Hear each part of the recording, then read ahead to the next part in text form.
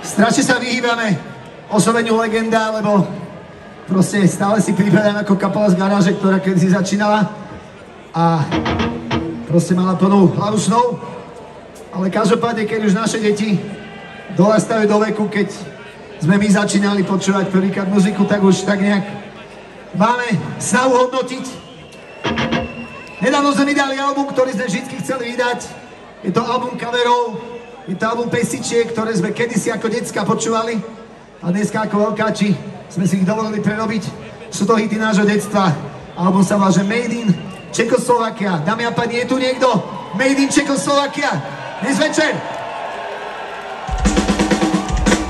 Na albume je 5 českých a 5 slovenských pesničiek. Dneska si dáme jednu z nich. Chcem s ňou ísť vláčikom.